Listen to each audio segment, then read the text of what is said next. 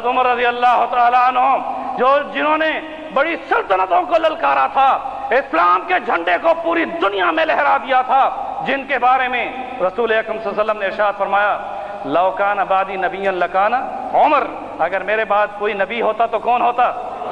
میرے بعد کوئی نبی ہوتا تو کون ہوتا؟ تو عمر رضی اللہ تعالیٰ عنہ وہ شخصیت ہیں۔ رسول اکرم صلی اللہ علیہ وسلم ایک دفعہ ایسی خوبصورتی کے ساتھ اٹھے کہ آپ کا دایاں ہاتھ کس کے کندھے پر تھا؟ بولو، صدیق اکبر کے کندھے پر تھا، اور بایاں ہاتھ کس کے کندھے پر تھا؟ فاروق اعظم کے کندھے پر تھا۔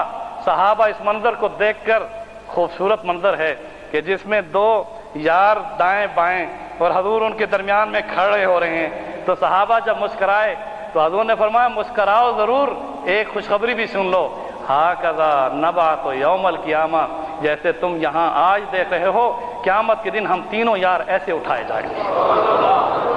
جو برکتیں اور جو رحمتیں اللہ اور اس کے فرشتے روزانہ مسجد نبوی میں روزہ اقدس پر نازل فرما رہے ہیں، وہی برکتیں، وہی رحمتیں، وہی درود و سلام صدیق و عمر کو بھی عطا ہو رہے ہیں۔ میرے دوستوں اور بزرگوں، ایمان کے اندر قوت پیدا کرو، ہم یہ ثابت کریں کہ ہم خلفاء راشدین کی اقتداء کریں گے، اور یہ بات ذہن نشین کر لیں کہ رسول اللہ صلی اللہ علیہ وسلم نے ارشاد فرمایا کہ جو عمر سے دوستی رکھتا ہے گویا وہ میرے ساتھ دوستی رکھتا ہے، جو عمر سے بغض رکھتا ہے گویا میرے ساتھ بغض رکھتا ہے۔ بہت ساری احادیث ہیں، ان کا احاطہ نہیں۔ حضرت عمر رضی اللہ تعالیٰ عنہ جہاد کے لیے کتنے فکر مند رہتے تھے، حتیٰ کہ مدینے میں رہتے ہوئے ان کی تمنا کیا تھی بتاؤ؟ بولو، اسی پر ختم کرتا ہوں۔ کیا تمنا تھی؟ شہادت کی تمنا تھی۔ اور آخری حج میں جب گئے تو کیا دعا مانگی کہ اللہ مجھے شہادت بھی دے اور بلد رسول میں دے۔ کہاں دے؟